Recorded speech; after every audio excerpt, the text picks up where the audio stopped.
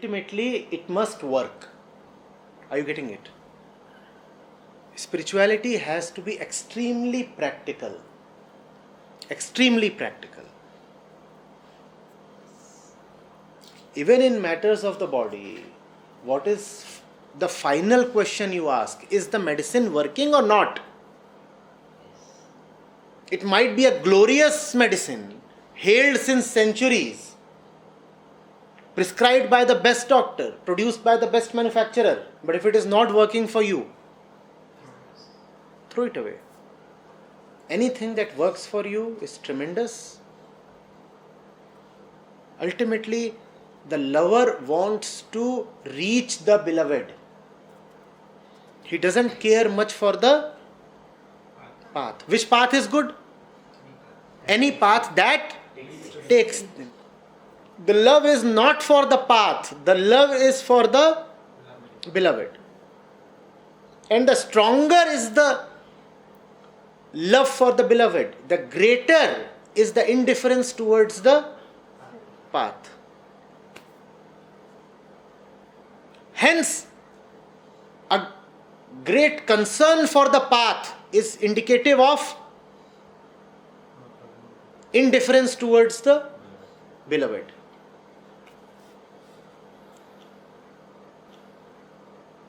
The more you keep hankering about things, the more it shows that you are apathetic towards the beloved.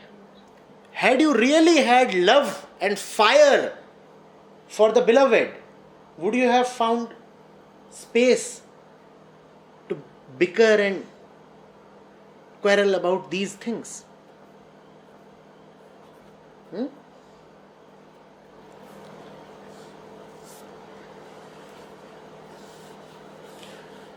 Right, coming to Kunal's question. Here Krishnamurti says the needed energy is wasted when you are ambitious. But he says that if he is not ambitious, it is possible that he will cease to be a good performer at the workplace and he will lose money, career, promotions. And he says he is therefore reluctant to give up ambition, and he says his wife too feels that spirituality will be a bit of a dud. So what to do?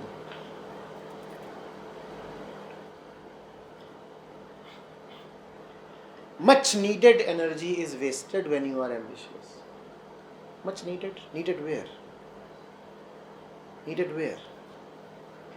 That's J. Krishnamurti, right? And he is saying, according to Kunal's excerpt, much needed energy is wasted when you are ambitious. Needed where? Man is born in falseness. Is he not? The child is born body identified. Is he not? The child is born identifying with all the tendencies of the body. And the body is a storehouse of tendencies. And if you are identified with the body, then the tendencies of the body become your tendencies. So man is born in chains. Hence there is a lot of work to do. And that is rightful work. We all need to be really, really effortful. Spirituality involves a lot of labor. That's what sadhana is. Why is that effort needed? Because we are born in chains. So we have to work hard to unshackle ourselves. Chains are really strong. Really. And life is limited. Limited and unpredictable. Not only short, but also deceptively short. Even if it is 80 years, it is still short enough. But when you are thinking that you have 80, one day you may, with shock, find that you have only 40. So tremendous work to do in impossibly little time. What makes the situation worse is that not only do you have little time, you also do not know how little is little. 80 is little. 42 is possible. Something small has been given to you, but the small thing given to you might be smaller than your imagination. Already small, yet possibly even smaller. And the task to be accomplished is tremendous, because man is born in. Are you getting it? Time is limited and so is your energy. 6 to 8 hours of sleep you need every day. Food you need every day. A big chunk of your time will go towards sleep, it has to. A significant chunk of your energy will go towards earning food, it has to. Some chunk of your time and energy will also go towards getting some kind of shelter on your head, it has to. You live in a society, so at least a little part of your energy will go towards maintaining social order, it has to.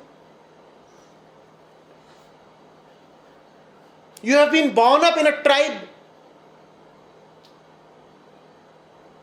Not only parents are there, but 10 other people are also there. So even if you minimize the time that goes there, but still some time has to. And then the body is also a storehouse of diseases.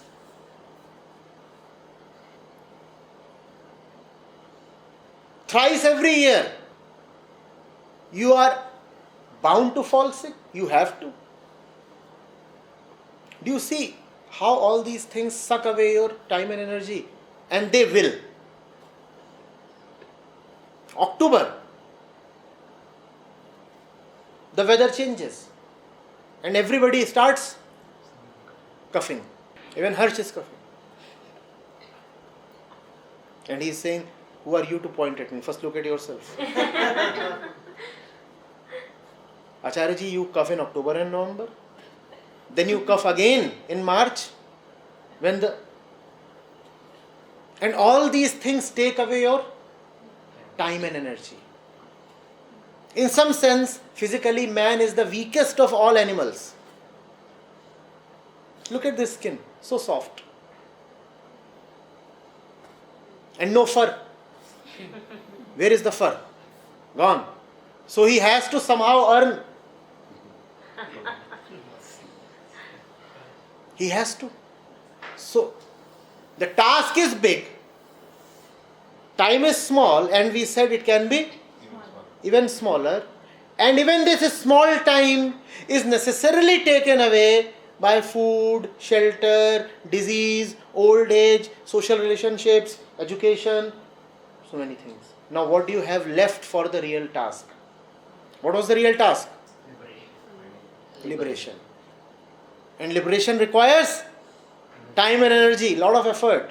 But how much time do you have left for the real thing?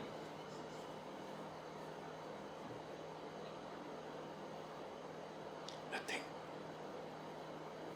Because we are such bad managers of time and such poor lovers of God. And these two things go hand in hand, you know. You cannot be a bad manager of time without being a very poor lover of God.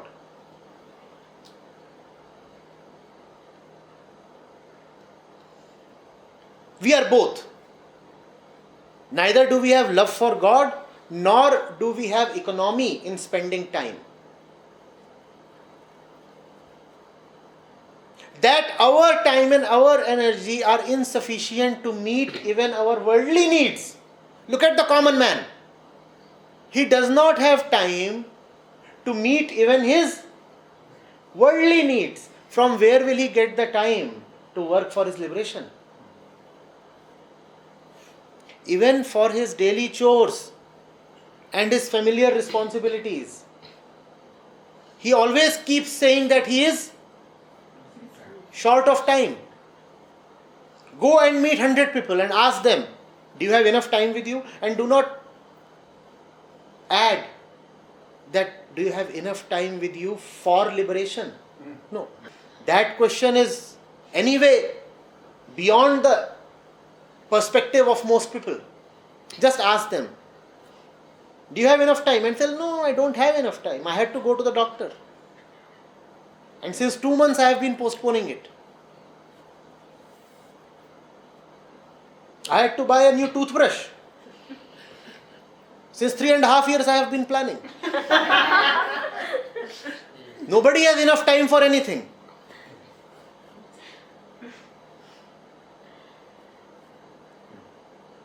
I oiled my hair, but didn't have the time to comb. So the hairs are oiled.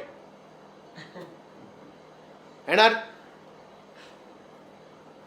running away everywhere. Now when such is the situation of our daily affairs, from where will we find time and energy for the real task? And if somehow, miraculously, we happen to be left with some time, some energy, your boss, your husband and your wife, these three together will take away anything you are left with. Try telling your boss that every day you are left with 2 spare hours in the office. Try telling. He'll give you 4 hours work. He'll give you 4 hours work. The moment your boss comes to know that your work day is actually just 3 to 4 hours and after that you are practically free, he will say, oh, somebody is enjoying life and I don't like that. So son, come over. How about a 10% increment? For a 100% increment in work. So your 4-hour work day becomes 8-hour work day for a 10% hike in salary. Work has gone up by 100%. Salary by 10%. And you will willingly take it. Yes, yes, please. Similarly, if your wife or your husband comes to know that this chap actually gets 7.5 spare minutes in the day, then you have had it. 7.5 minutes you are stealing daily away from me. You are hiding these 7.5 minutes of your life. Are we not one? Where is your ring? It's there. How could you stay away from me for 7.5 minutes? With this state of affairs, who is going to leave you with the essential time that you require for spiritual practice? That was supposed to be your number one obligation. That should actually have been your number one priority. You should have spent the lion's share of your life working for your real liberation. Instead, you are unable to squeeze out even 2 days a month. Is that not so? So many people want to either attend the camp or just come and visit for a few hours.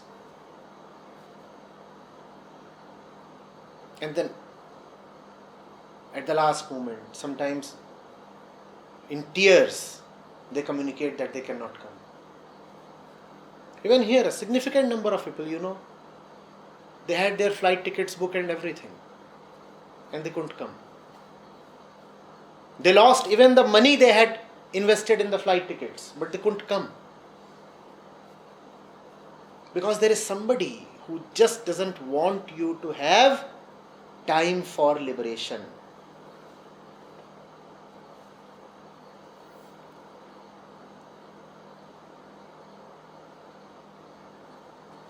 Time is precious. Now you know why it is precious.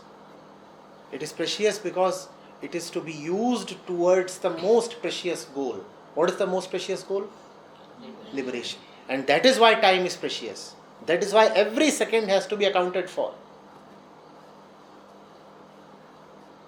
Time is your principal resource. You are time. When your time gets over, then you are not. Hence, every second must be diligently, honestly accounted for.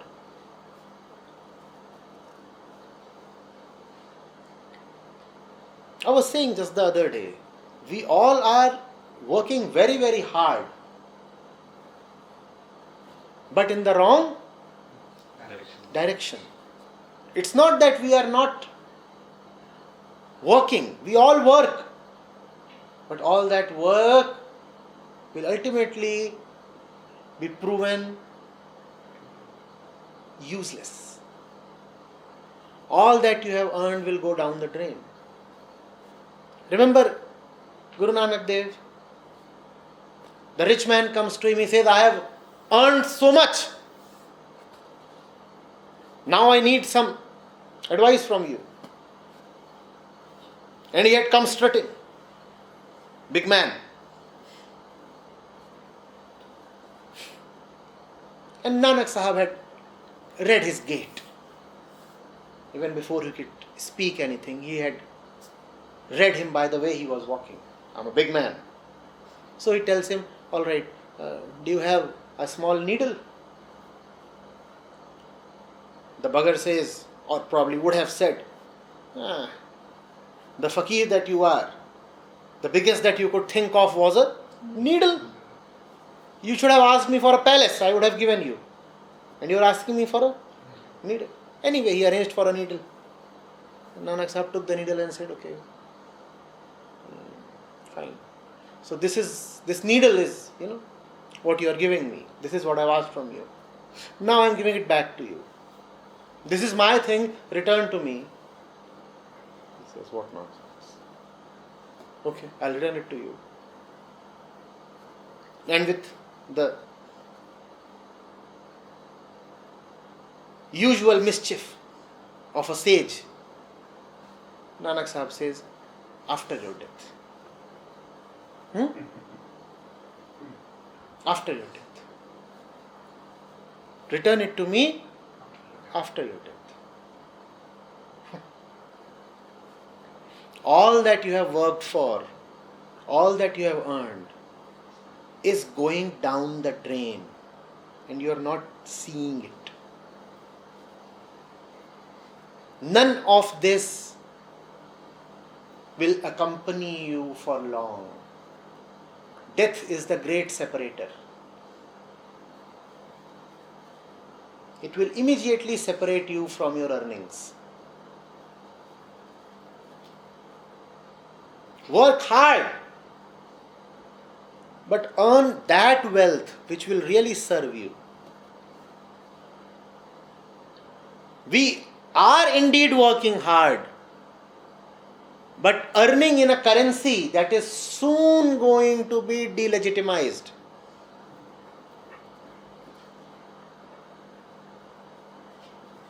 Somebody is paying you in fake currency. Your work is real, your earnings are fake. That's why all that you are getting in this life is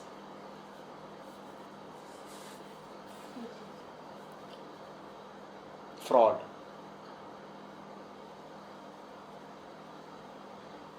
"10 hours of hard work daily and being paid in a fake currency. Fake because it cannot buy anything real. All the money with RBI is actually fake currency. And to top it, the beggars keep saying that we are working hard to eliminate fake currency. Ask the RBI governor, can anything with you, any amount of your money, buy anything real?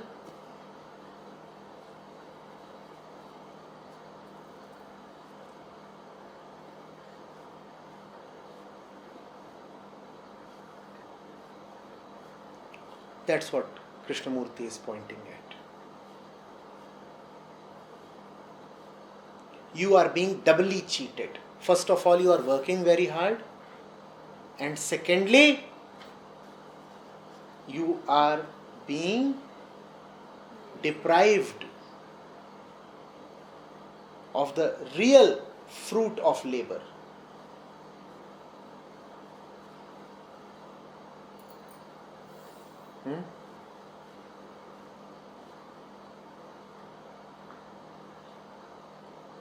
The place where you should have really worked is going unattended. And the place where you are currently devoting your work will not give you anything in return.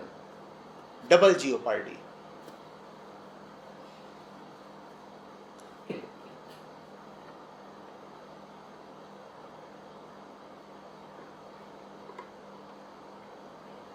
I saw once,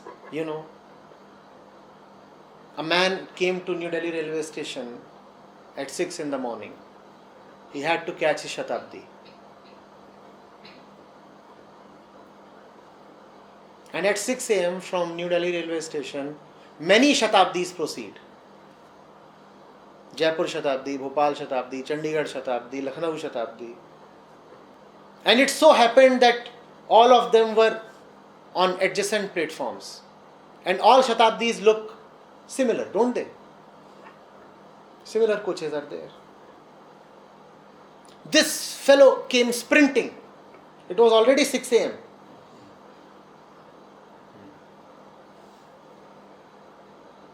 And he sees that the Shatabdi train has started crawling.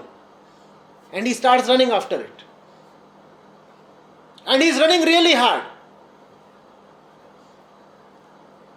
Really hard. And he catches the train.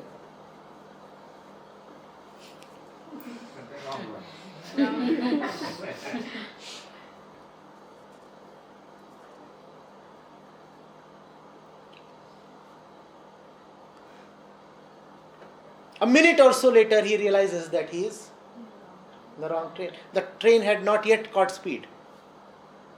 So somehow, maybe with the help of the in charge or somebody, the chain was pulled. And this fellow managed to unboard. So he comes back running.